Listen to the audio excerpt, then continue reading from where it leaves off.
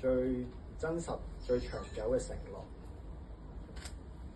OK， 第一，每一日收工返到屋企，我都會留時間聽你分享今日開心嘅事。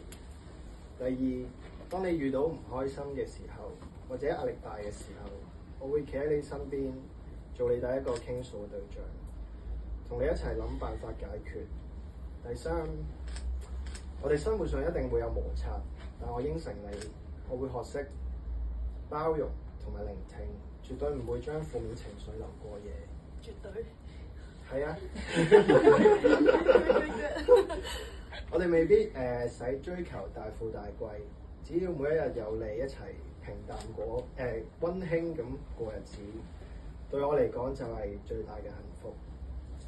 最後，今日我想趁呢個機會補翻上年12月6號冇講過嘅嘢，就係當日我哋註冊嘅時候，儀式進行得好簡單。雖然我哋簽咗字，但喺我心目中，我一直欠你一個最隆重、最正式嘅誓詞。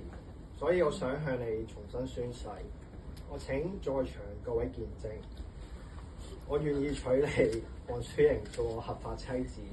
從今以後，無論順境或逆境，富有或貧窮，健康或疾病，我都會全心全意守護你、愛護你、護住你，做你最堅固嘅避風港，做你當你攰嘅時候俾你依靠，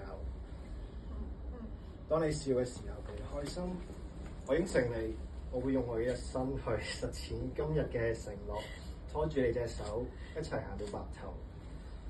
老婆，多謝你選擇我做你嘅終身伴侶，我愛你。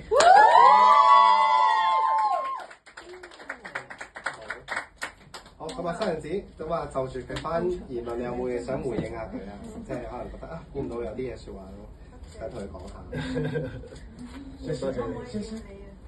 好啦，好咁啊，新郎哥，咁我哋試下咧個電話放低先，係啦，好，跟住我。